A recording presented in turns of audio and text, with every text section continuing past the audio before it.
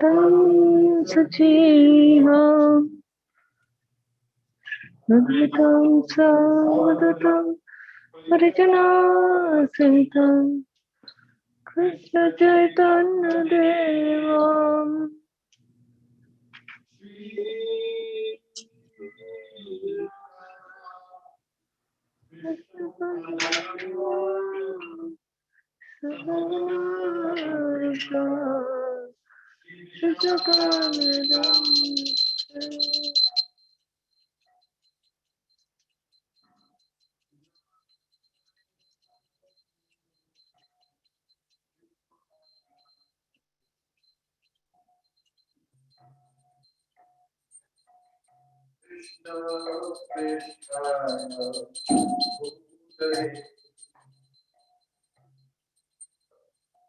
Srimate Bhakti-Vedanta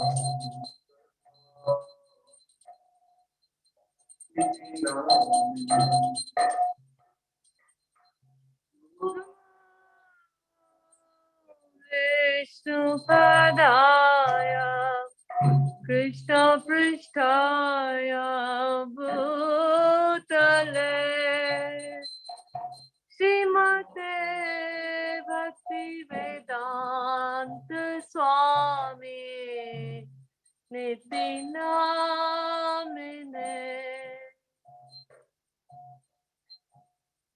Namaste Saraswati Devi Gauravani Pracharine Nirvishesha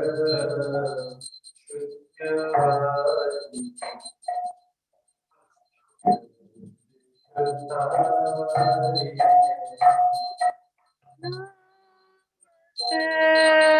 Saraswati Devi Gauravani Pracharine Nirvishesha Shunyavadi Paschatya Deshatarine Jai Shri Krishna Chaitanya Prabhu Nityananda Shri Advaita Gadadhar Srivasadi Gaur Bhakta Vrinda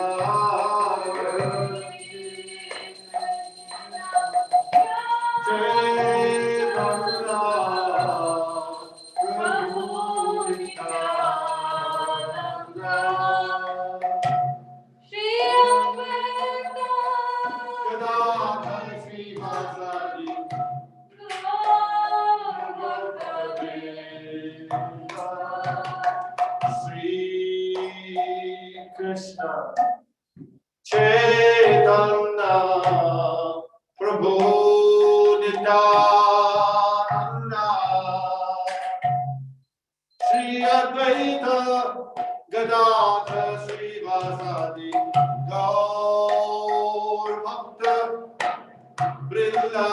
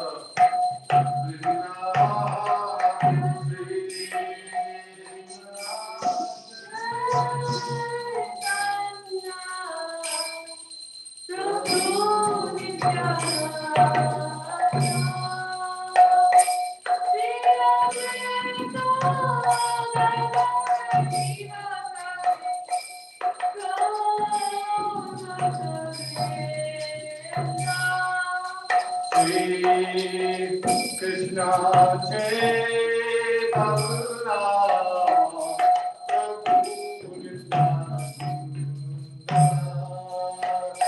Shri Advaita Gadadhar Srivasadi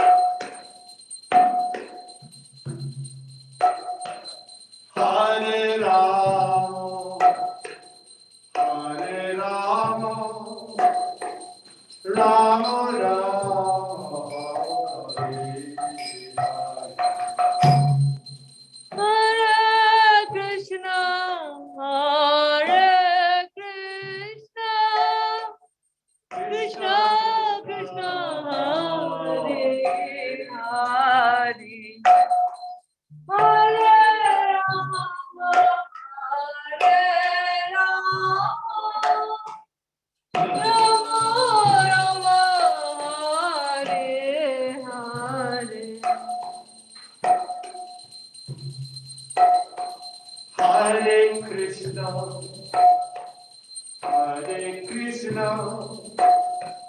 Krishna Krishna, Hare Hare,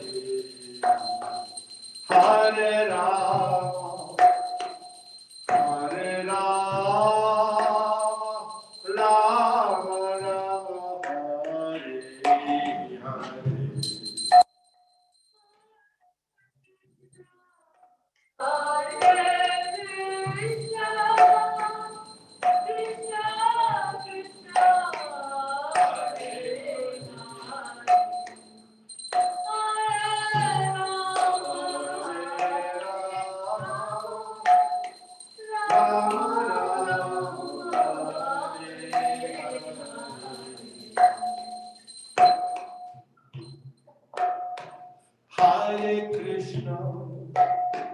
Hare Krishna, Krishna Krishna, Hare Hare, Hare Rama,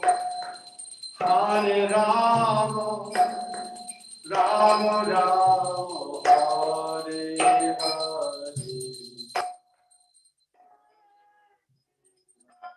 Hare Krishna, Hare Hare,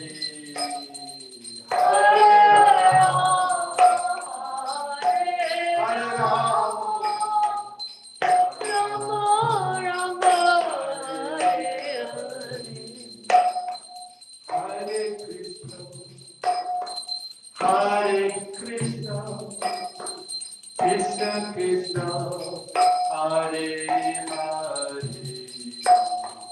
Hare Rama, Hare Rama, Rama Rama, Hare Hare, Hare Krishna, Krishna Krishna, Hare Hare, Hare Rama, Hare Rama, Rama Rama,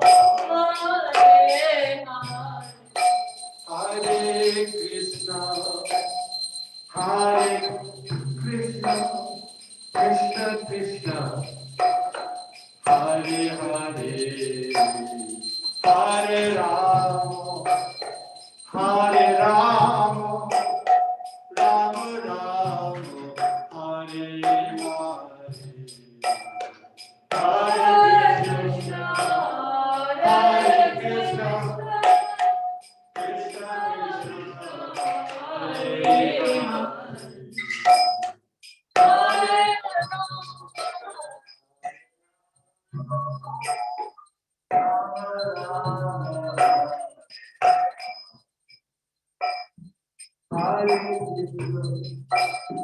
Hare Krishna, Krishna Krishna, Hare Hare,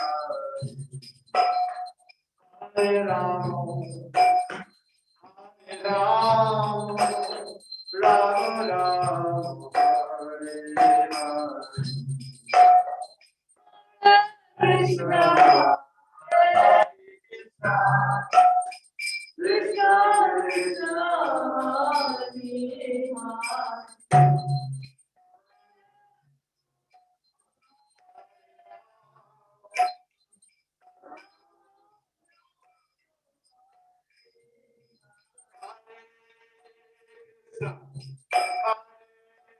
Krishna, Krishna Krishna, Hare Hare, Hare Rama, Hare Rama, Rama Rama, Hare Hare, Hare Krishna,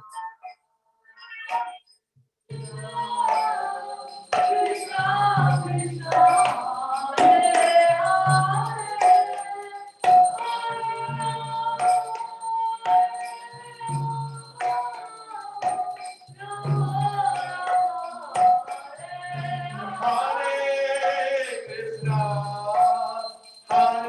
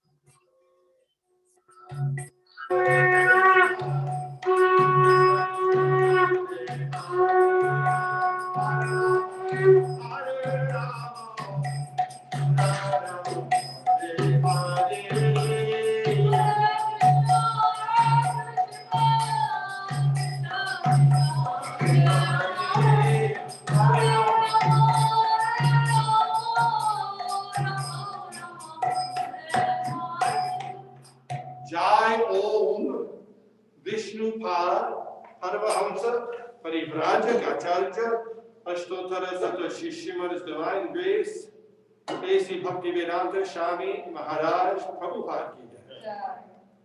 Ananta Koti Vaishnavrinda ki jai. ISKCON founder Acharya Srila Prabhupada ki jai. Nam Acharya Srila Haridas Thakur ki jai.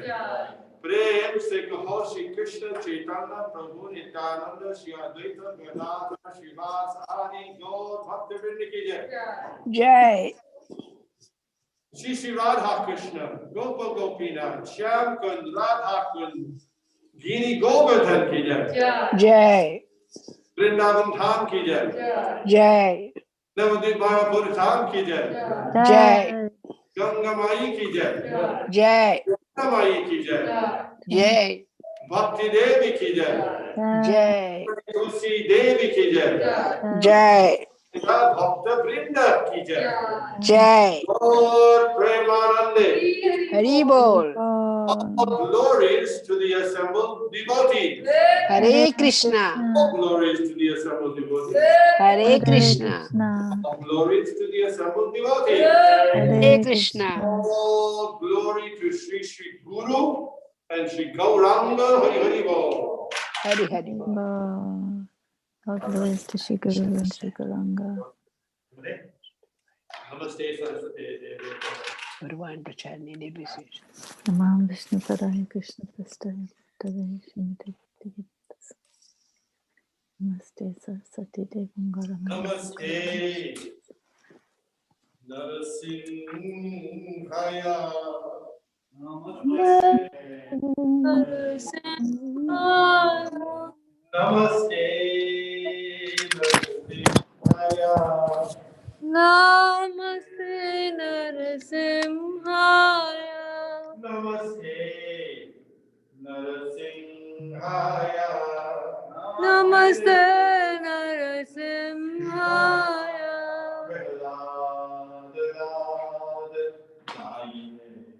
Prahlad Lad Daine. Hiranya Kashipur Bhakshaha.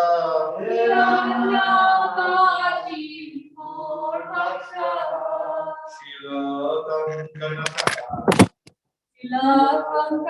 Shilakankakalaye. Hito Nrisingha Bharato Nrisingho. Ito Nrisingho Parato Narsingho.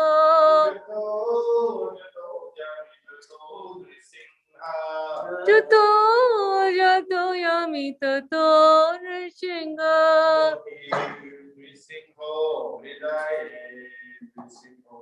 Bahir Narsingho Hridaye Narsingho.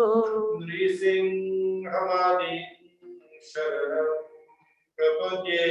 Nrisinghamadem Sharanam Prapadye. Nrisinghamadi Sharanam Prapadye. Nrisinghamadem Sharanam Prapadye.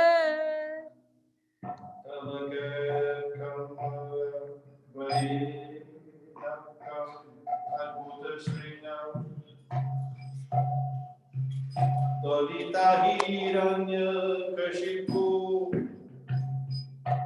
Tanu Ringam Keshavadrita Nara Hari Rupa Jai Jagadish Hare Jai Jagadish Hare Jai Jagadish Hare Tava Sharamali Ramkam Adhuta Sringam Dolita Hiranya Kashipu Tanuringa Keshavadrita Nara Hari Rupa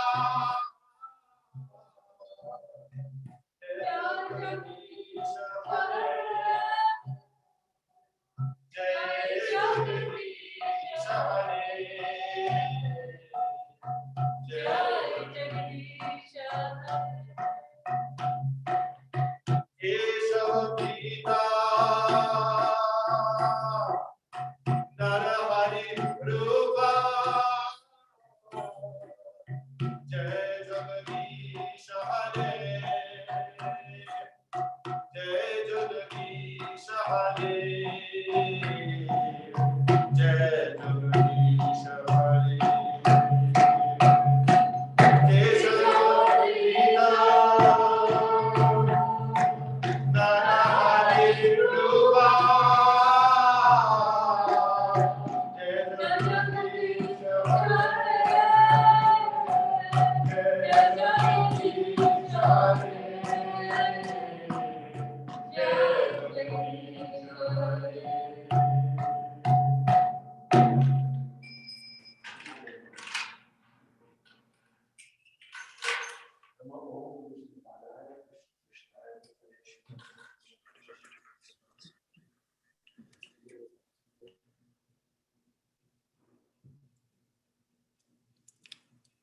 Hare Krishna.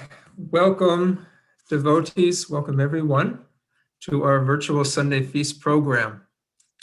Special thanks to Vishnu Gadaprabhu for leading us in that wonderful kirtan. I know those that are joining us virtually kind of faded in and out a couple times, but we're very happy to bring to you the Sunday Feast program coming virtually. Now, one thing I want to say about Vishnu Gadaprabhu, he leads up a team of devotees that has been consistently, since the beginning of the pandemic, cooking prasadam every Sunday for their lordships and making it available for the devotees to go.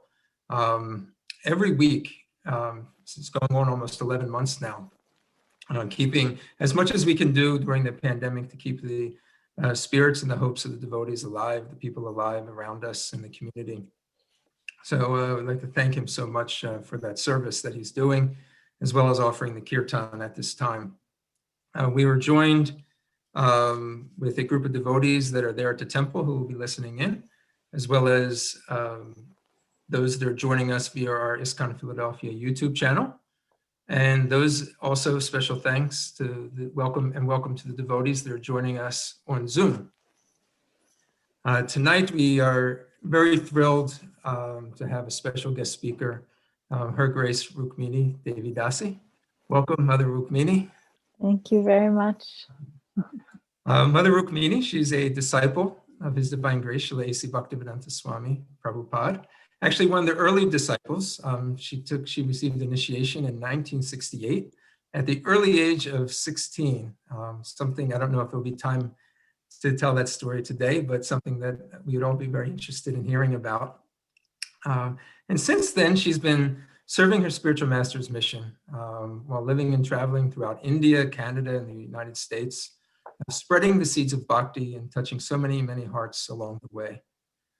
She's an activist in women's spiritual empowerment, something that is, I know, of definite interest to a lot of the female Vaishnavi devotees that are joining us today, and very active in interfaith dialogue.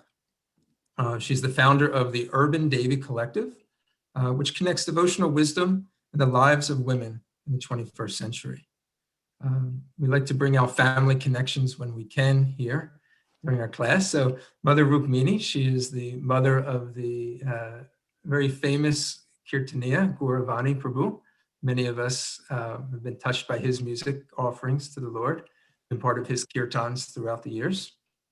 And she's also the wife of our GBC Anuttama Prabhu, who we're used to hearing in his classes, as well as different programs where he comes on and offers many contributions to. So this is a very, very special day for us. It's also a very special time during the Vaishnav calendar, because there's many appearance days leading up to the appearance day of Sri Chaitanya Mahaprabhu, Gaur Purnima. And we just had Advaita Acharya's appearance day last week and Lord Nityananda's appearance day this week.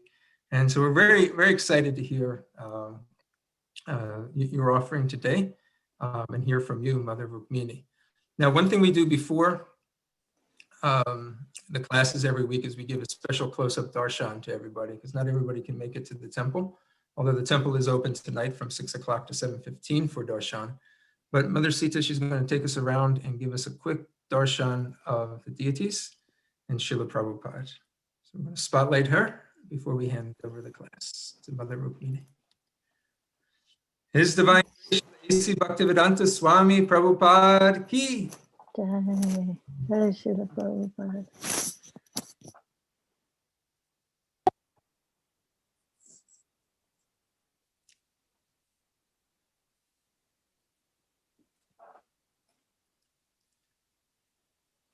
Karma Karuna Shishi Gaur Nitai ki.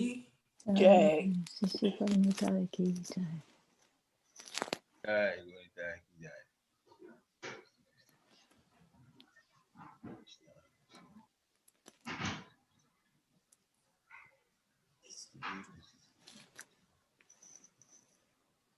Shri Jagannath Baladev Jagannatha Srimati Swami Srimati Subhadra Maharani ki. Jai.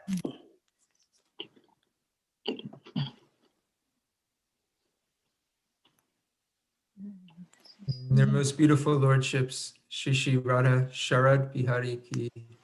Jai. Jai.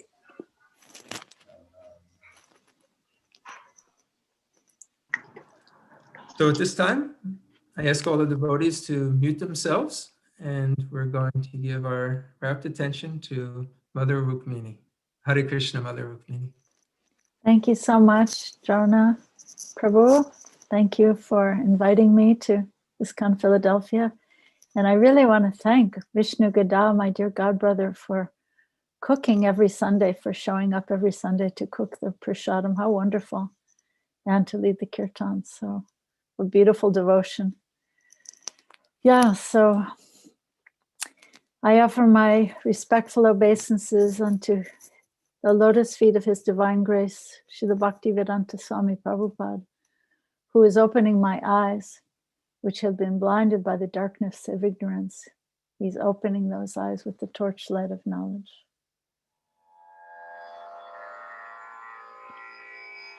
Om Ajnanatimmirandasya Gyananjana Salakaya Chakshun Militam Yena Tasmai Shri Gurave Namaha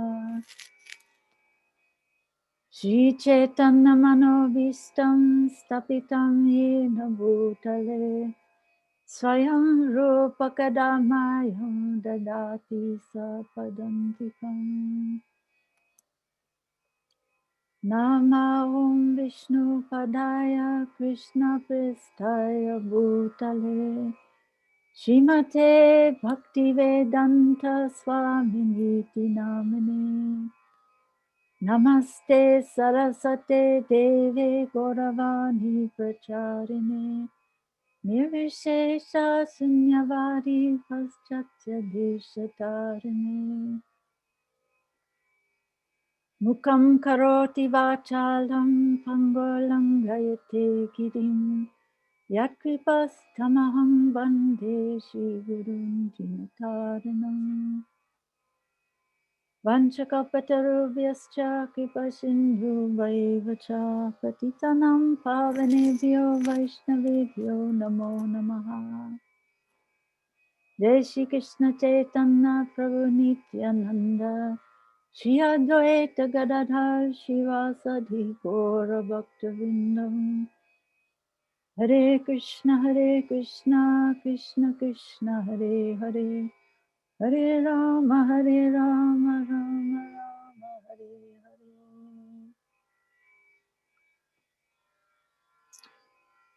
Jaya Jaya Sri Chaitanya, Jaya Nityananda,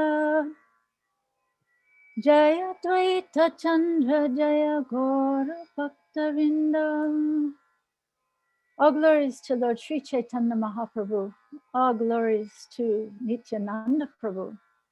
All glories to Advaita Acharya, and all glories to all the devotees of Lord Chaitanya.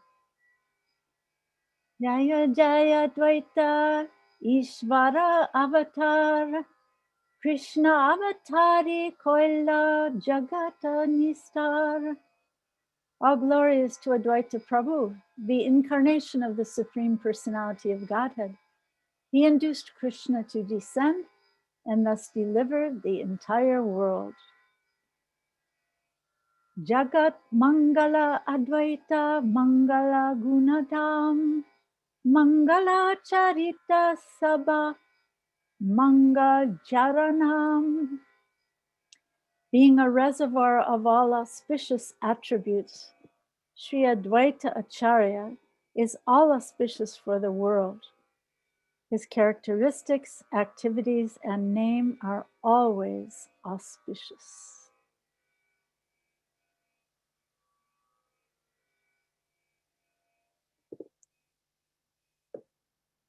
So thank you all for joining. Yes, last Thursday was Advaita Acharya's appearance day, and he has so many extraordinary qualities and so many pastimes and leelas that we could discuss. But I was thinking what I wanted to discuss was how he called out to the Lord to appear. So he was the one who called out to Lord Chaitanya and convinced Lord Chaitanya to appear. So we could ask what is the quality of his calling?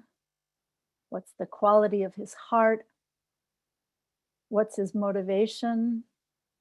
What was the power of the purity and humility of his heart that so moved the Supreme Personality of Godhead to appear? And how can we also learn to call out to the Lord following in his mood, to attract the Lord to descend and become visible to us in our hearts and in his holy name? So yeah, Advaita Acharya was moved by compassion. He was feeling compassion toward the suffering people of the world. And he is a combined form of Mahavishnu and the original Sadashiva of the spiritual world. So you could say that really he himself had the power to deliver suffering fallen souls, but somehow he felt that they could only be delivered if the original Sri Krishna of Sri Vrindavan Dham would descend and give them his own Krishna prema.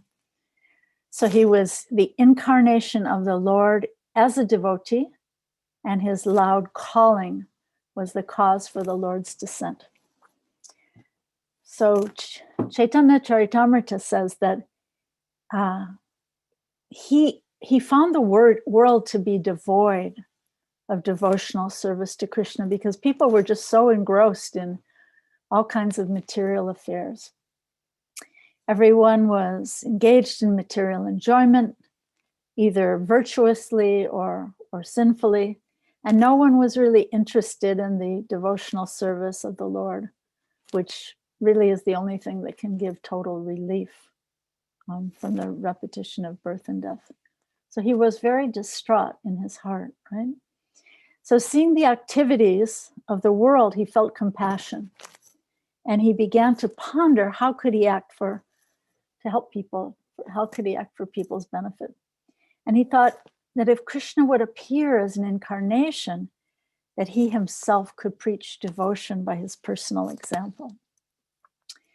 But he was pondering because in the age of Kali, there's no process of religion except the chanting of the holy name of the Lord. So how in this age will the Lord appear in an incarnation? So he was thinking to himself that I will worship the Lord in a purified state of mind, and I petition him in great humbleness. So when he was thinking about this, how to please Krishna by his worship, a certain verse came to his mind. And this is a verse from the Gautamiya Tantra. And the verse says that Sri Krishna, who's very affectionate to his devotee, sells himself to a devotee who merely offers him a tulsi leaf and a palm full of water. So he was thinking about the meaning of this verse, and he was thinking how Lord Krishna says there's no way that I can repay the debt to someone, that the debt that I owe to someone who offers me a tulsi leaf and some water. there's Krishna saying, there's no wealth in my possession, right? Krishna who has all wealth, right? He's saying there's no wealth in his possession that's equal to a tulsi leaf and some water. So this is the way that the Lord liquidates his debt, by offering his own self to a devotee. And so in this way, Advaita Acharya started worshiping the Lord. So I want to read to you a verse and purport from Chaitanya Charitamrita. It's rather short. Tabe atma vechi kore nirne sodhana eta bhavi acharya karena aradhana. Thus the Lord liquidates the debt by offering his own self to the devotee. Considering this, the Acharya began worshiping the Lord. And here's Srila Prabhupada's purport. Through devotional service, one can easily please Lord Krishna with a leaf of the tulsi plant and a little water. As the Lord says in Bhagavad-Gita 9:26, a leaf, a flower, a fruit, or some water, patram pushpam palam toyam, when offered with devotion, very much pleases him. He universally accepts the services of his devotees. Even the poorest of devotees in any part of the world can secure a small flower, fruit, or leaf, and a little water. And if these offerings, and especially tulsi leaves and Ganges water, are offered to Krishna with devotion, he is very satisfied.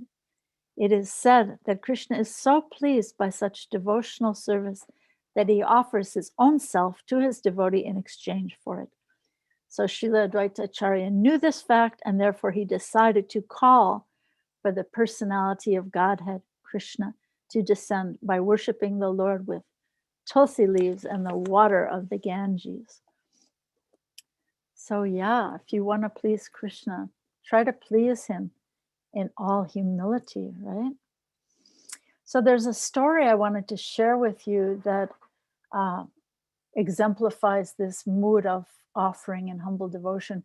When Srila Prabhupada was installing the little Radha and Krishna deities in Los Angeles, he spoke and he opened his heart and he revealed this same mood of devotion, how to call upon the Lord to accept our tiny little offering. And I think it's very, very telling the way he reveals this mood. So here's what he says. And actually, as he was speaking this, he became overwhelmed. And at a certain point, he couldn't speak at all. His voice was cracking. So listen to what Srila Prabhupada said. He said, "The real thing is bhakti. What can you offer to Krishna? Everything belongs to Krishna. What have you got? What is your value? And what is the value of your things? It is nothing. Therefore, the real thing is bhaktya. The real thing is your feeling. Krishna, kindly take it. I have no qualification. I am most rotten, fallen, but I have brought this thing for you. Please take it."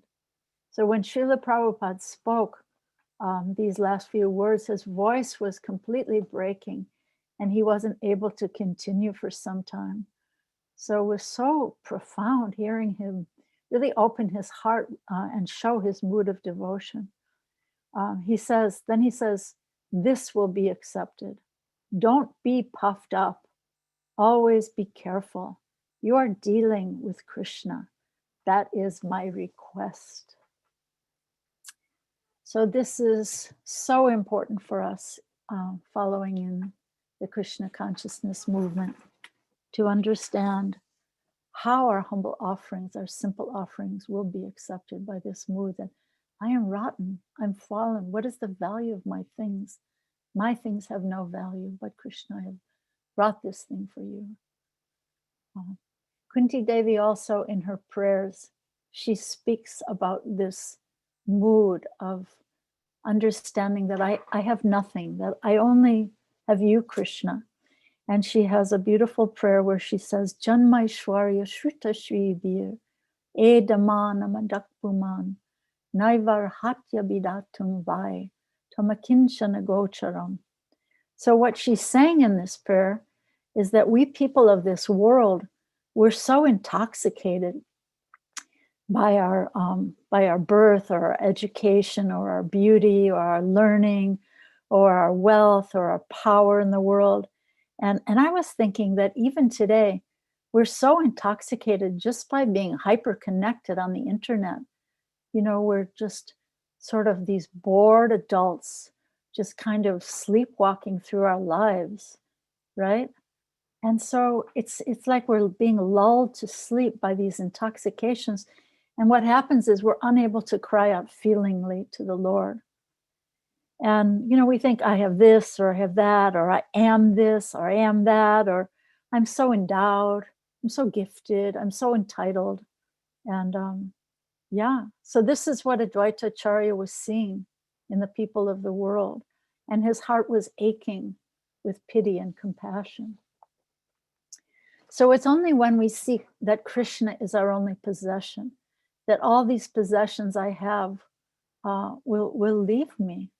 You know, none of them are permanent. None of these things can carry me to the lotus feet of Krishna.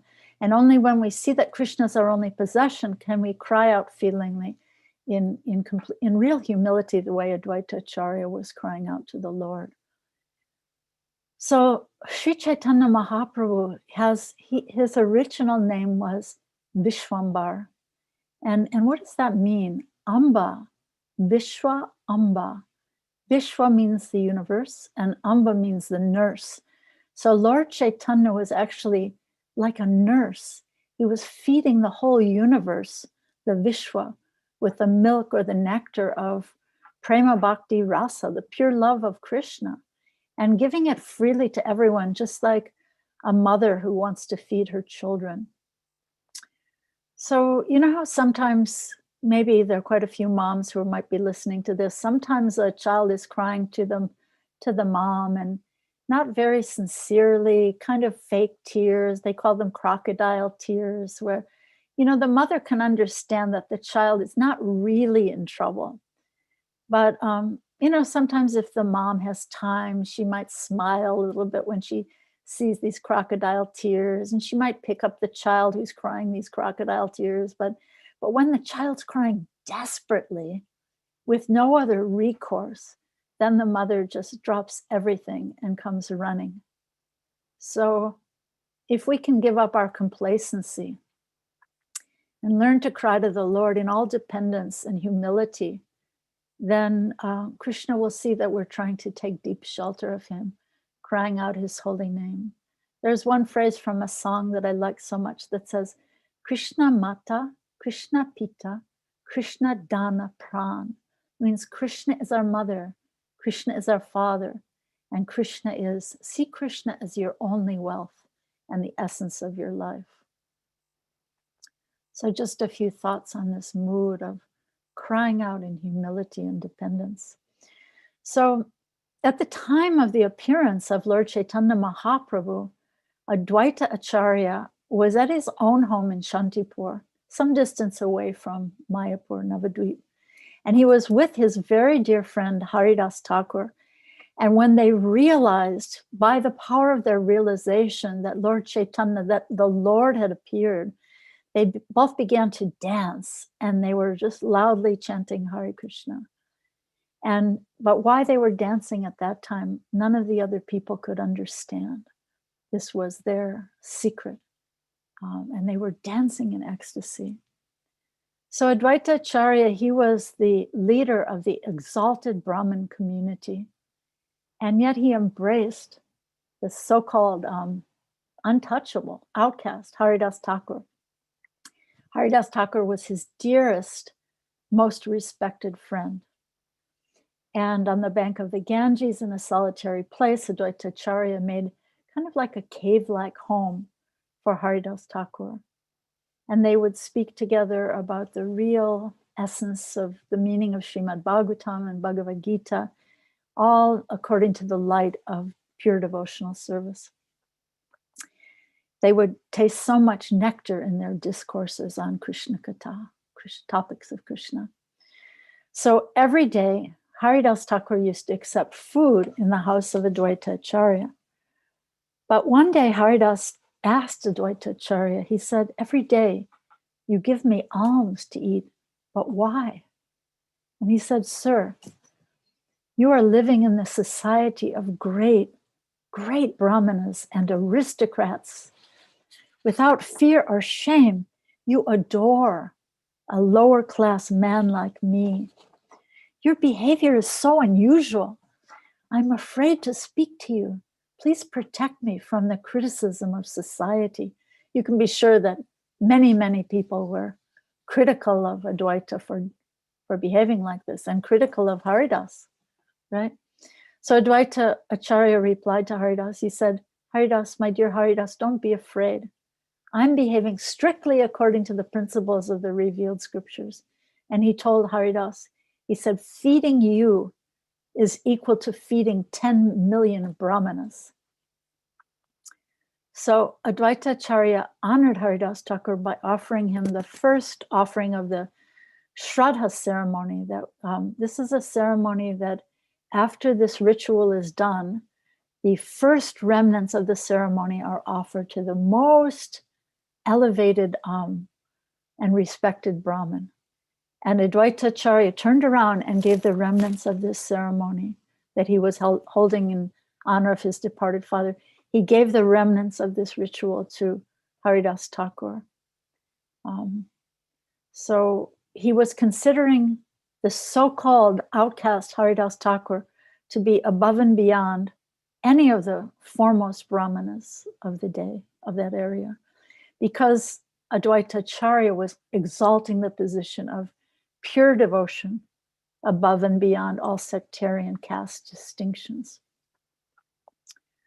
So you might have read in the Chaitanya Charitamrita, or you might have heard that Lord Chaitanya himself is considered to be the main trunk of the tree of transcendental love for Krishna, and its gardener, the gardener and the bestower and enjoyer of the fruits of that tree. So at the top of the tree, at the top of that trunk, that main trunk branches out into two big branches. And those branches are Advaita Acharya and Nityananda Prabhu. So one of them, there's a main branch that comes from this main branch of Advaita Acharya, and that was his son, Achita Nanda. He was the oldest and the most prominent son of Advaita Acharya. And there's a really charming story. When he was only 5 years old, he was a little child, and there was a sannyasi visiting their home. And this sannyasi was asking Advaita Acharya, who is the guru of Sri Chaitanya Mahaprabhu? And Advaita Acharya told him that Keshav Bharati is the sannyas guru of Sri Chaitanya Mahaprabhu. And when little 5-year-old Achita Nanda heard this, he became very unhappy. And he told his father, he's 5 years old, right? And he tells his father, how can you say that Lord Sri Chaitanya Mahaprabhu has a guru? He is the Supreme Personality of Godhead. These words of yours, my dear father, are going to spoil the whole country. So this is the realization of a little 5-year-old. So Advaita Acharya was so happy to hear his tiny little son speak such wise and realized words. Such a beautiful story, don't you think? And so, yes, Advaita Acharya, he had 6 sons, headed by this Achita Nanda. And 3 of these sons were really understood the truths of Krishna Bhakti, and 3 did not. 3 were considered to be sar, or useful. They got it. They got the essence. And they understood the truths of Krishna Bhakti in the mood of Advaita Acharya and Lord Chaitanya Mahaprabhu.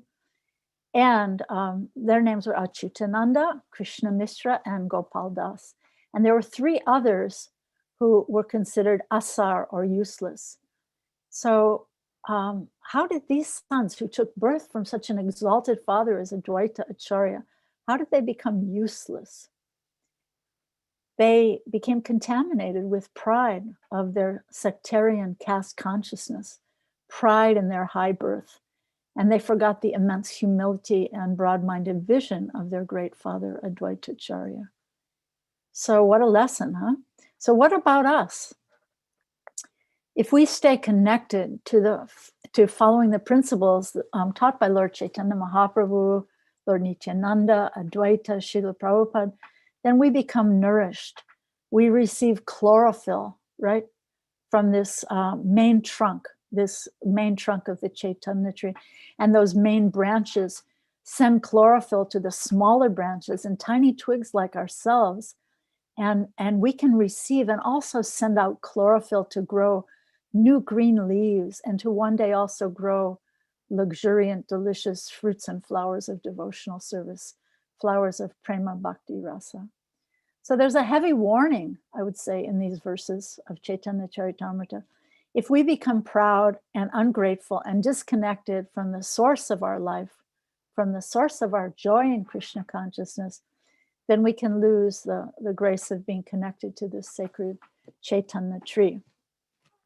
So the verse in the CC says, some branches did not accept the original trunk that vitalized and maintained the entire tree. When they became ungrateful, the branches became ungrateful, right? The original trunk was angry at them. Thus, Lord Chaitanya did not sprinkle upon them the water of his mercy, and they gradually withered and died. So yeah, our love, our gratitude is given by our own free will, right? It can never be forced. Advaita Acharya had 6 sons.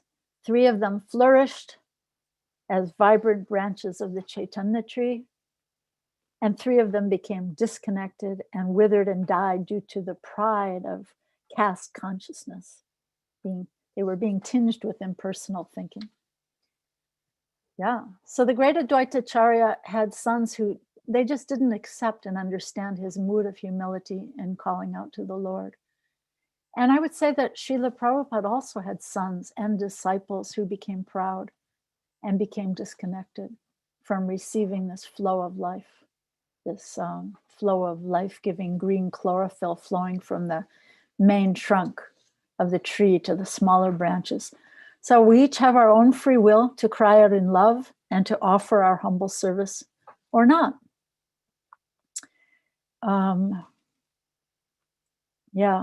When Lord Chaitanya was residing in Puri, in his room, Lord Chaitanya would be chanting on his beads, and Advaita Acharya would come there and worship him. And while worshiping Lord Chaitanya, Advaita Acharya would offer him scented water to wash his mouth and feet. And then Advaita Acharya would smear fragrant sandalwood pulp all over the Lord's body. And then he would place a flower garland around the Lord's neck with tulsi. And then with folded hands, he would offer obeisances and prayers to the Lord. But then, after being worshipped by Advaita Acharya, Lord Chaitanya Mahaprabhu, he would turn around and he would take the dish containing the flowers and tulsi, and with whatever was remaining in the dish, he would turn around and worship Advaita Acharya. So such a beautiful reciprocation, right? Chaitanya Mahaprabhu would worship Advaita Acharya, and he would say this mantra. He would say, whatever you are, but I offer my respects unto you. And then the Lord would make some funny sounds in his mouth, and Advaita Acharya would laugh. So Sri Chaitanya Mahaprabhu and Advaita Acharya would worship each other and offer respectful obeisances to each other again and again.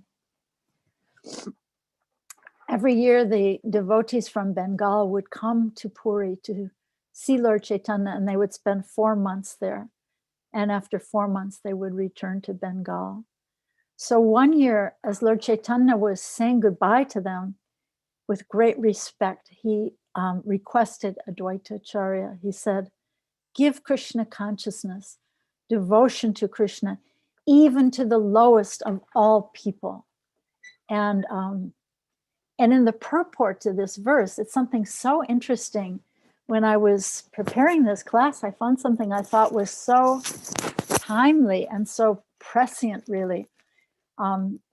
So you've all remember hearing in the news just a few weeks ago on January 6th in Washington, D.C., just a little over a month ago, there was an incident. Some people are calling it an insurrection in the US Capitol.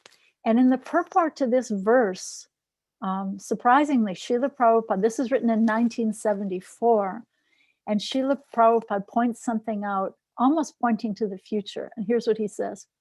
He says, whatever one's position, from the highest to the lowest class of men, everyone is acutely feeling the pangs of material existence. And then he says, even in the ranks and files of the US Senate, the pinpricks of material existence are felt, so much so that April 30th, 1974 was actually set aside as prayer day.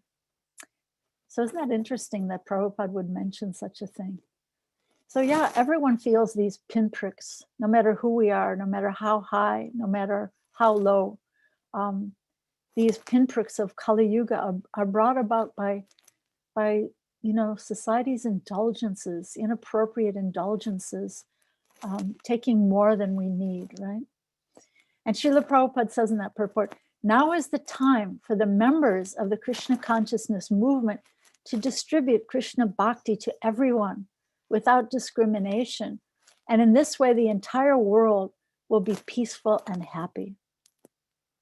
So just as Lord Chaitanya instructed Advaita to give Krishna consciousness to even the lowest of all people without discrimination, this is a benediction given by Lord Chaitanya. Krishna bhakti is not a monopoly of a certain caste of people. Everyone is eligible to receive it, and everyone should be given a chance to be peaceful and happy and to glorify Lord Chaitanya and receive the holy name of Krishna. So in conclusion, thinking of this mood of humility of Sri Advaita Acharya, I just wanted to suggest three things. First of all, to pray, to chant, and to call out the holy name of Krishna in all humility, begging him to appear in our hearts, in our service, in our lives, and in the world. And the second thing would be to share Krishna consciousness with anyone who's willing to hear it, with anyone who's willing to receive it, without sectarian discrimination of who might be fit to receive it and who might not. This is the mood of Advaita Acharya, and this is the mood of the Panchatattva. And the third thing I would like to say is celebrate Sadhu Sangha, Nama Kirtan, Bhagavat Shravan. That means the association of devotees, chanting of the holy name of Krishna, chanting and hearing, and realizing the essence of Shrimad Bhagavatam and Bhagavad-Gita by sharing the blessings of Lord Chaitanya Mahaprabhu. So these are the pastimes of Advaita Acharya, to chant, to dance, to feast, and celebrate the mercy of Sri Chaitanya Mahaprabhu, and help the people of the world become happy in realization of who they are as eternal servants of Krishna. This is the mood of Sri Advaita Acharya, helping them to connect whatever ways they can according to their own abilities, through service and devotion, and sharing the sweetness of Krishna Bhakti Rasa, the mellows of loving devotion to Krishna without discrimination. So these are a few thoughts about the mood of humility, calling out to the Lord of Advaita Acharya. Thank you all so much. And what was important for you here? What's the takeaway for you? And maybe there's some realizations you've had or some questions. So thank you all so much. Hare Krishna. Thank you so much, Mother Rukmini. Very heartfelt class that you gave, the remembrance of Advaita Acharya, being able to live with these pastimes of Advaita Acharya throughout this past week. Just so special. And thank you so much for this. Thank you. What we'd like to do at this time is to have, you can either raise your hand or type in the chat if you have a question for Mother Rukmini, or if you'd like to offer, as she said, some realization. Or what was important for you here? What are you going to share with someone else tonight or tomorrow? You know, it's good to reflect back. Otherwise, so much can just fly out of the mind, right? So what do you all think? Mother Rukmini, I was wondering if you could comment on this part of it. And I think you gave some nice background already, but as parents, oftentimes we can make a judged based on the activities of our children. And sometimes the parents may have great devotional expectations for children, but yet the children sometimes may not always, at a particular point in life, you never know where things are going to take you in life, but at a certain point in life, they may not always fulfill those expectations of the parents. And oftentimes the parents may be judged based on what the children are doing. And I find it interesting in the examples that you brought up with Advaita Acharya, who is, Mahavishnu, and, and then you even brought it down to, Srila Prabhupada, who is a pure devotee. And as parents, how should we, process this, sometimes when maybe our children, or we see other children, maybe not living up to the expectations that we may hope? Yeah, that's a great question. Thank you so much. Yeah, we have to really try to, try to spark a little sense of taste in ourselves and in our kids, and not judge. Sometimes we're so quick to judge our children or other children in the community. These parents aren't really giving them Krishna consciousness the way I am. I'm such a great distributor of Krishna consciousness. Actually, my son Gauravani has a funny joke that he would say to me, that every mother in the Krishna consciousness movement is saying, you know Radhika Raman Prabhu, he's a really, really wonderful devotee. He's a professor. He graduated college when he was, I think, 17, and he was the youngest person to ever get a PhD from Oxford University. So my son Gauravani would say, every mother in the Krishna consciousness movement is saying to her son, "You bum, why aren't you Ravi Gupta?"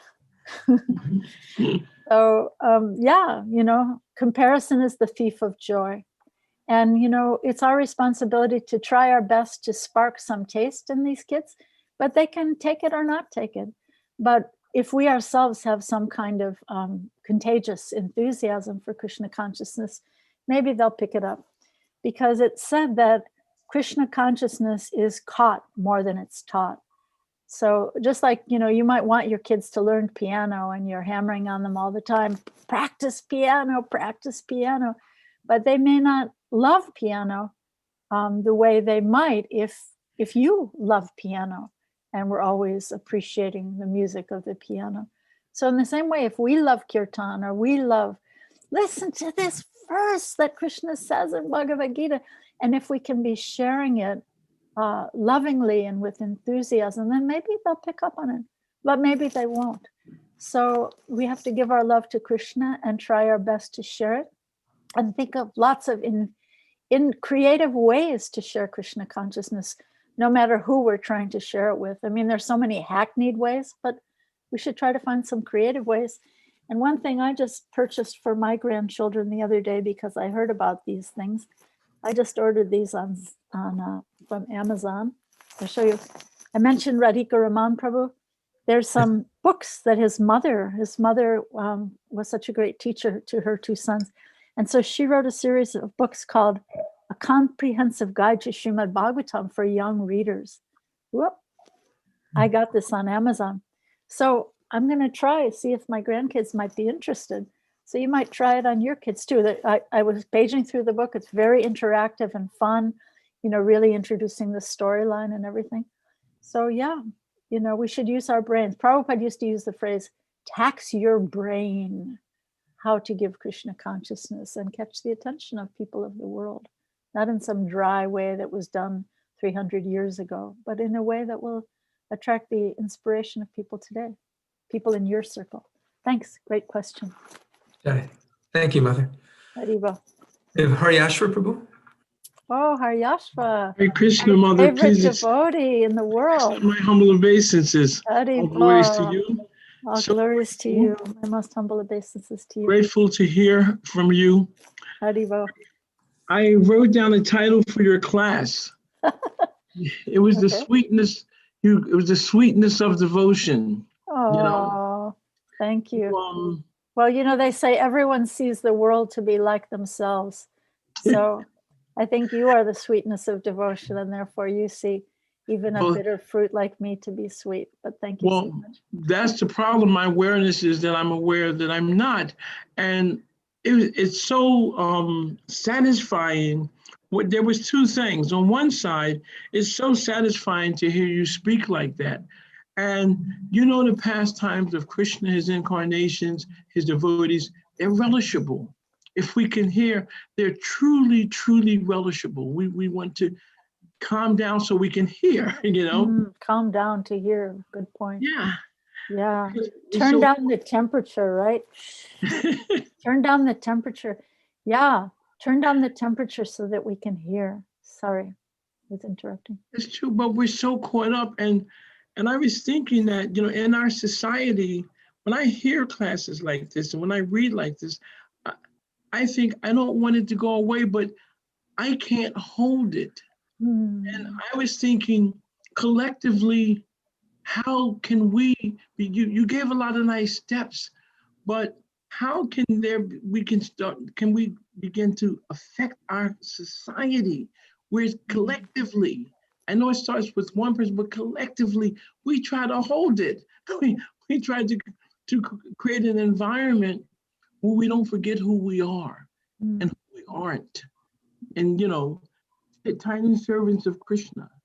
And when I hear you speak like that, I thought, well, she's going to be gone, but we want to remember. We want to put in motion the type of consciousness and mentality that you're speaking about. So I want you to share a little deeper how we can begin from where we're at a very, mediocre or low place, how we can begin to implement change so that we can relish and speak like this. Thank you so much. When I hear you ask that question, I feel like, wow, this is someone who really is so much in the mood of Advaita Acharya, because here's someone who's praying, how can we affect the world? How can we share this with people who are suffering? How can we administer this sweet medicine in ways that people can actually accept? Thank you. I think that's a beautiful prayer. If Krishna's sitting in each of our hearts, and if he sees that that's what we want, and that's what we're longing for, in the same way that Sri Advaita Acharya was longing for this. So the Lord descended, the Lord appeared. And so maybe we take a little tulsi and a little Ganges water, or whatever water, Philadelphia water, whatever water we have, and we cry to Krishna that please descend in your holy name. And please make me an instrument so that when people hear what I have to share, that they will be affected, and help me to truly hear. Because, when we do read these books, so much just flies out of our brains. And so I think that's an important prayer, that please give me the understanding to be able to understand these and appreciate these emotional ecstasies of Srila Prabhupada and Lord Chaitanya and Chaitanya Charitamrita. Show me the way to be able to really, truly drink it and truly share it. Someone was saying the other day something very wise, that how time passes more quickly when we get older. And why is that? So a friend of mine, a very wise friend, was making this point, that it's because we have this idea that, oh, I've heard that, I've heard it a million times. Even when we read Bhagavad-Gita or Shrimad Bhagavatam, I heard it a million times. And we don't really pause to really let those thoughts or those most relishable words of Srila Prabhupada or experiences in life, we don't stop to pause to let those things really sink in. Whereas if you contrast that mentality to the mentality of a child who's so much overwhelmed with a sense of wonder. So we have to become like a child with that sense of wonder, that always hearing it for the very first time, always tasting it for the very first time, and not with a hackneyed approach that, oh yeah, I've heard it, and just sort of sleepwalking through our lives, breezing through our lives without thought and without introspection. So I think what you're asking for is a beautiful prayer for all of us to keep in our hearts, and to be able to bring this into the world. That's Advaita's prayer, and it's your prayer, and let's make it our prayer as well. Beautiful. Thank you so much. Thank you.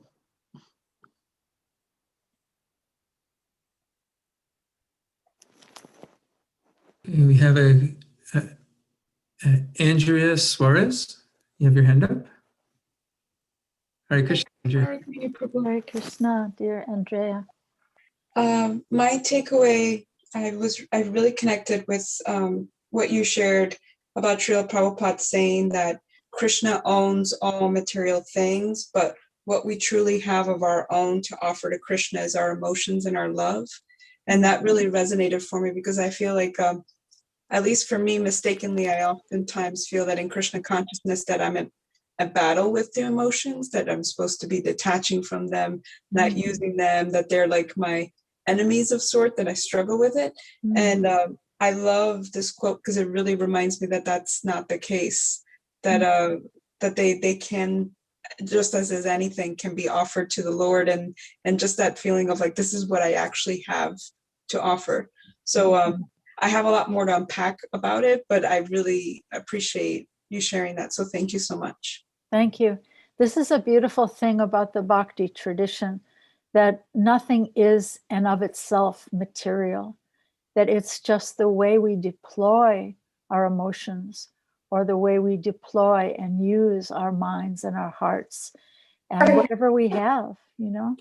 So it's beautiful that Srila Prabhupada says in one of his Bhagavad-Gita purports that nothing is material, everything is actually Brahman, Krishna's spiritual energy.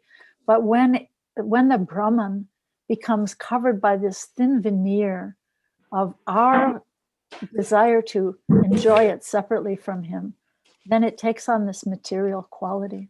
But in fact, everything is spiritual. So our emotions are spiritual. They're meant to be given to Krishna. So when we give them to Krishna, they take on that spiritual quality. If I'm wallowing in, self-pity, then my emotions can drag me down, right? It depends how we deploy our emotions or our everything, our whatever affluence we have, whatever intelligence we have, whatever work we do. Each one of us is given a certain ability by Krishna. Everyone has some gift, and it's a matter of how we use it. Thank you so much. Beautiful. Okay, we have sometimes, I'm not sure if they want to ask a question or not. Their hand's not raised virtually, but they take themselves off on mute. So I just want to check with them real quick. Pink Yogi, would you like to say something? Okay. I see something in the chat that says, my youngest and I read that book in the trampoline. It's a very engaging book. I love the message of how valuable Tulsi is to connecting with Krishna. Isn't that beautiful? Someone's reading a Krishna conscious book while jumping on a trampoline with their youngest child. Great. So make it yours. Do it in a creative way. It doesn't have to be some hackneyed way. It has to be a way that can connect to you, yourself and your own kids and your own heart. Okay, we have two more hands up. Mother Vatsala. Hare Krishna. Hare Krishna, Rukmini Devi Dasi, my humble pranam, and Srila Prabhupada. Thank you so much. Your smile is very bewitching, that because, with your smile and simplicity, you can attract so many of the devotees, and you are, well-versed in so many things, and you also elaborated on Advaita Acharya and Chaitanya Mahaprabhu. So from this, what I can gather is, I think in your simplistic way, follow what Prabhupada has given us, and by reading and doing some Sankirtan on your own, because right now we are blessed to have the Zoom conferences and meetings because of the COVID-19. And it's nice to have this kind of engagement and I also appreciate a lot of female ladies in our congregation to come forward to teach us something. And you are very experienced, very senior devotee. I'm also senior. I do have grandchildren. So I think it is nice to hear from you. And what the one takeaway I have is by believing in Sri Krishna, and he's our main focus, and also believing in what Prabhupada has given us, we can try to, see what our views are, as per Srila Prabhupada, to give that kind of motivation to others, regardless of race, color, or creed. We can take that and give it to anybody and everybody walks into their life without forcing them to do something, just in a nice, simpler, kind way, compassionate way. As a mother and grandmother, we can try to do that. And that's the one thing I got it from you. And thank you so much for coming out here and giving us opportunity to listen to you. Please come back again. And we need a lot of female personalities to come and give us their thoughts. And you are the senior most, and we are so close to Srila Prabhupada. And I want to thank you for that. And please, engage everybody in that service of Krishna. Thank you. Thank you so much. Thank you for your very kind words. Yeah, we have to show our gratitude, right? Show our gratitude to Srila Prabhupada and pay it forward. So thank you for your very, very kind words and your encouragement. Thank you. Continuing your work. Thank you. Thank you. Yeah, it's so nice to hear from the ladies, isn't it? Yes. Their beautiful realizations. So thank you. Hari Bol. Krishna. Priya, please go ahead. Hare Krishna, Rukmini Devi. Hari Bol. How are you? Good. That's Julie and I jumping in the trampoline with reading the Shrimad Bhagavatam book. But she's enjoying it, and I told you, I feel like I'm rekindling what I learned in Gurukula, but I'm able to do it in a more structured way. And I have to say that a Gurukul education is by far extremely academic, because even when I left Gurukula to come back to a Western school, I was so ahead than all the other kids. I learned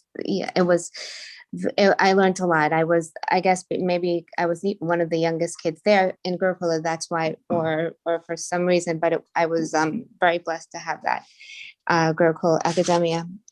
But my point that I wanted to make with your lecture is that Krishna consciousness has always been about equality and seeing every human being and every living entity for the spirit soul, not on the material covering. So in an essence, Hare Krishna is not, it teaches to value everyone, regardless of your race, your color, your religion, or where you came from. And we identify as being all part and parcel of Krishna. And for me, I think that's the biggest gift of humanity. So true. Yeah, so that's true. when you go into a Hare Krishna temple, you see everyone and you value everyone as a devotee. You don't see anything else. And I'm so appreciative to have grown up in that environment. And I've, and been able to teach my children that, because you love one another regardless of any other characteristic. And I think that's such a blessing. And I'm very appreciative to Srila Prabhupada for bringing that here. Thank you. Thank you so much. Yeah, even the UN Declaration of Human Rights falls short because it doesn't include the animals and the earth and the trees.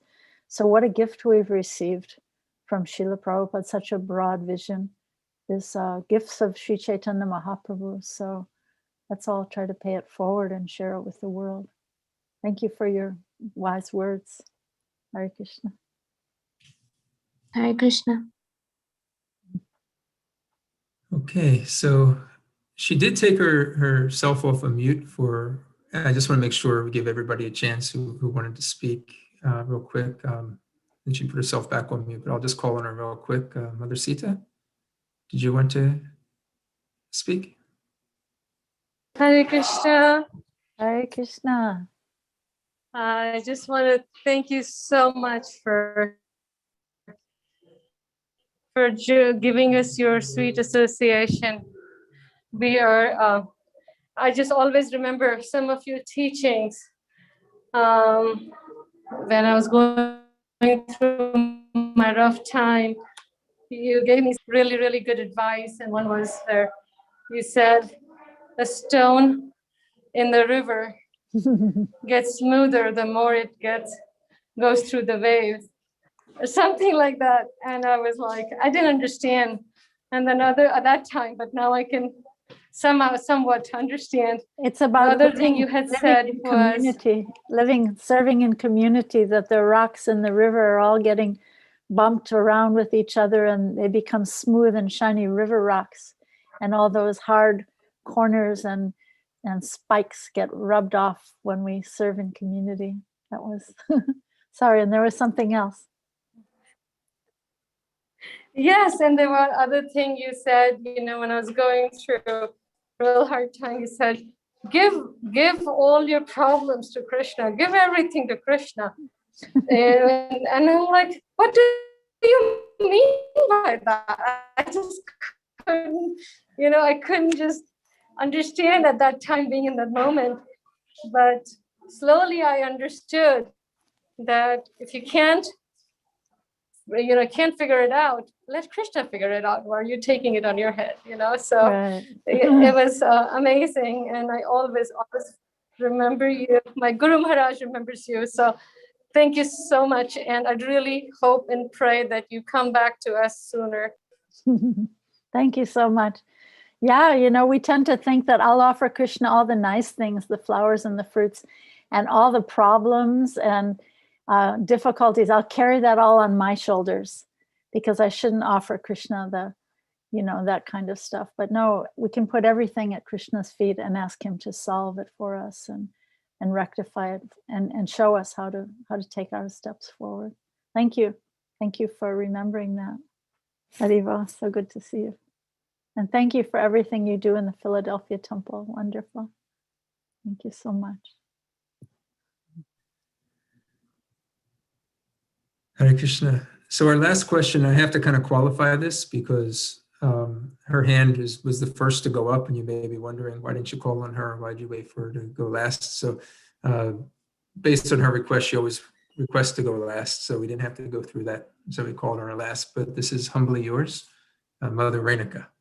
Hariva. Hare Krishna, Rukmini Devi Mataji. Hare Krishna. Thank you so much. We rarely see women speakers on a Sunday Feast program. So it's always empowering and uplifting for all the women Zoom callers, all the women Zoom devotees to see a senior women speaker. So thank you so much. Dhanyavad. Dhanyavad. Thank you. Yesterday when the ISKCON Philadelphia, the newsletter was sent out, there was a small blurb on your biography and the website urbandevi.com. So I have been to that website and it's an awesome website. And I think you touched on many topics on the intersection of women and devotional wisdom. And I also subscribe to your newsletter. So I'm in the happy space now. So I'm a working woman.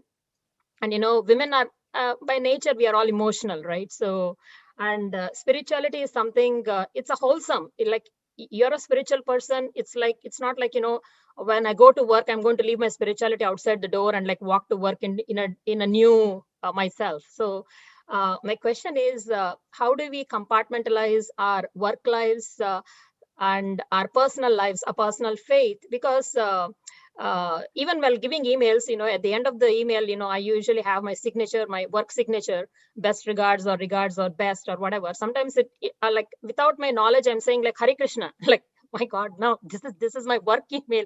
I can't put like Hare Krishna. So how do we compartmentalize? Because spirituality permeates throughout the whole day. Like I can't say 8 to 5, oh, I'm a non-Hare Krishna person now. And beyond 8, before 8 and after 5, like, oh, I'm now into spirituality. So how do we compartmentalize a spirituality from work life / personal life? And did you ever encounter this kind of a dichotomy, like a segregation?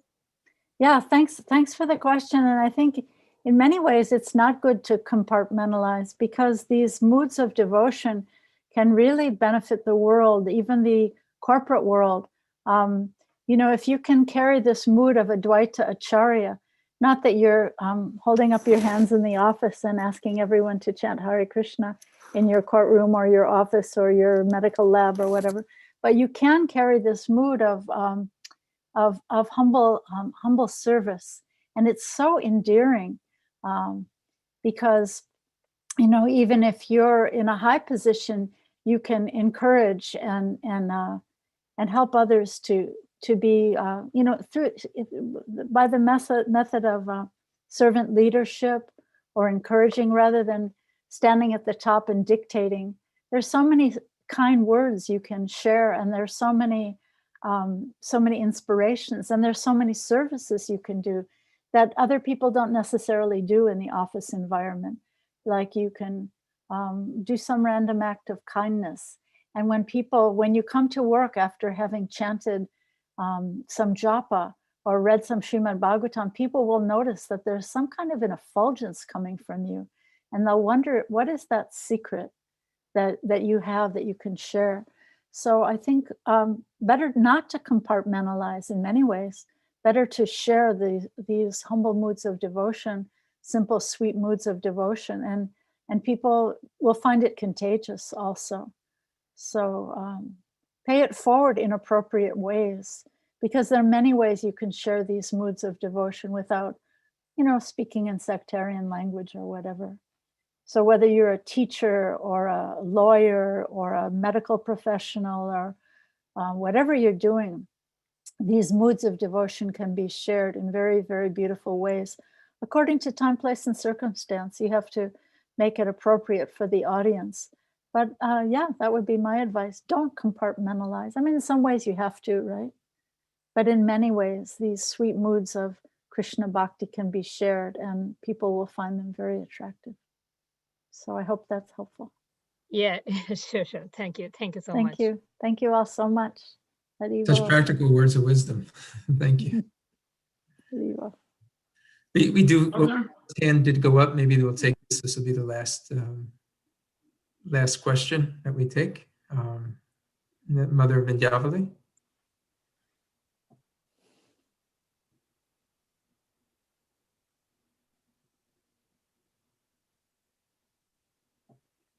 Okay. Haryashra Prabhu, did you want us to? Yes, I'm going to be a little bold here. Mother Rukmini, it has really been pleasurable. I hear the mothers saying how much they appreciate the Senior Association, and I can understand that. But I think the sensitivity and the maturity and experience that you're bringing, I humbly ask that if there's any way possible through Zoom that you can revisit the Philadelphia community, I think it would do a great service to Srila Prabhupada. Thank you. It is not just the women that need it. And I appreciate, and if this ever possible, please, because it's needed. Thank you so much. Well, there certainly are some open-hearted men in the world, and you're an example of that. So, also I wanted to mention that you can please look at my Rukmini Walker at Facebook and see what you can find there, and see, maybe you'll find something that may be helpful to you there. Oh yeah, Patreon link. There's my Patreon link in the chat, Facebook and urbandevi.com, patreon.com. Yeah. Thank you so much. This has really been a pleasure, and it's such an honor to be with all of you dear devotees in Philadelphia, the city of brotherly love and sisterly love. Haribol. Thank you. Hare Krishna Rukmini Mataji. This is me, Vindhyavali Devidasi. So I know you since 1984 from Denver. Wow, long time. From then to now, your smile and your speaking and everything was same. It didn't change at all. So we are very much grateful to you. And then we welcome you again to Philadelphia and like this Zoom. And I would like to listen to a lot of things. Thank you very much for a nice class. Thank you all so much. I have 6 grandkids, and when at that time my daughter was not married, you always used to bless my daughter that you come to the temple every day and you will have a nice family. She has very good family, and she is also a devotee now. And, thank you so much. Thank you. Your blessings. Thank you very much. Thank you so much. Thank you so much. Thank you for your kind words, and thank you, Drona. Thank you for everything. Thank you. Haribol. Haribol to all of you. Thank you. It's really our pleasure. It really is. And I think the feelings throughout is that we hope that this is a beginning of a relationship that can continue to share these seeds of bhakti that you continue to spread throughout the world. Thank you. We know that Philadelphia is just one place, and your influence spreads, not just in America, but throughout, the world.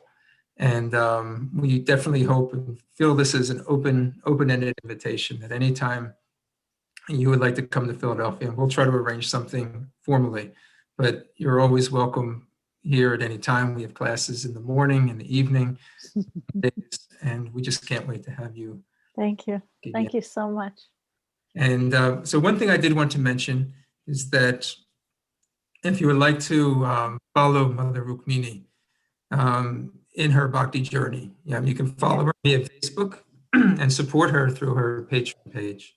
The Patreon page is special in the sense that it will allow you to partner with Rukmini, support her in her services to spread bhakti throughout the world. She creates and offers live classes, readings, spiritual programs, puja, music, musings, as well as behind-the-scene content that will be shared exclusively to her patrons. And this is especially important during the pandemic when travel is very limited, and this is a great way to connect with her. We included that information in the chat. It's a little further up. I'll paste it once again for those that would like to connect with her throughout the weeks and months ahead. We certainly look forward to our next time, hopefully not too far into the future. But we are so grateful. Really, our hearts are filled with joy and gratitude that you spent tonight with us and shared with us such spiritual understanding. Thank you so much. All glories to your wonderful services to Srila Prabhupada, Radha Sharat Bihari, Lord Jagannath Subhadra Baladev, and Shishi Gornitai. Thank you all so much. Thank you. Thank you. Thank you very much. Thank you. Hare Krishna. I also want to mention that Hare Krishna. this is recorded on the Philadelphia YouTube channel. So if you'd like to share this with any of your friends, please feel free to do so. Great. Thank you, Drona, so much. Haribo. Thank you very much, Mataji. Thank you.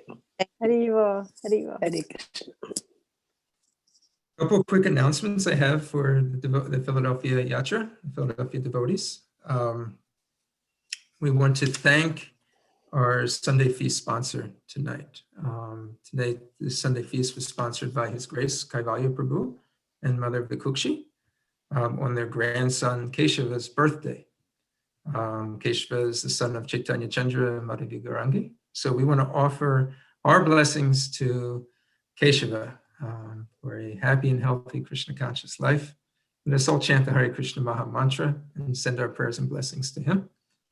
Hare Krishna, Hare Krishna, Krishna Krishna, Hare Hare, Hare Rama, Hare Rama, Rama Rama, Hare Hare. Keshava ki jai. Keshav ki jai. And a couple upcoming things that are happening this week.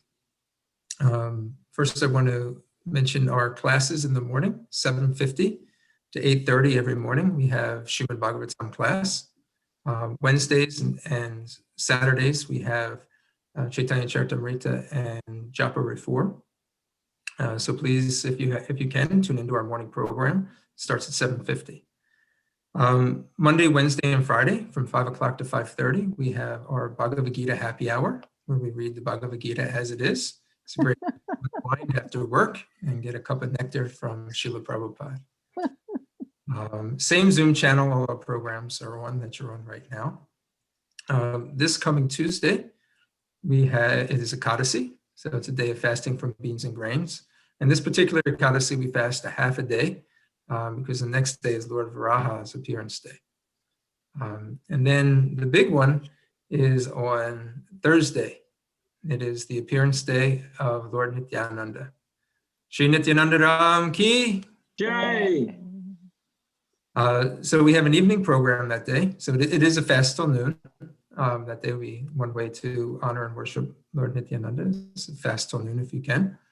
Then we have an evening program starting at 6:30. Will consist of kirtan, drama. We have a pushpa abhishek, a flower abhishek to Gaur Nitai. And it will be highlighted with a class on Lord Nityananda by His Grace Anuttama Prabhu. So it's a family affair this week. We have Mother Rukmini and Anuttama Prabhu. So please tune into our program Thursday night. The temple will be open. The temple is open every day from 6:30 to 8 o'clock for darshan only. So you can come take darshan of Shishi Gornitai that day. It's also open on Thursday also from 11:30 to 12:30 because there's a half day fast. Those who want to come and see Lord Nityananda at noon, you can do so. That's all I have. Again, we pray everybody stay safe. Those in Philadelphia are supposed to get hit with another snowstorm tomorrow, so please be careful out there. God. And we look forward to seeing you throughout the week in our various classes. And again, thank you to all of you who've joined us tonight, and special thanks and our gratitude to you, Mother Rukmini. Thank you so much. Thank you. Thank you.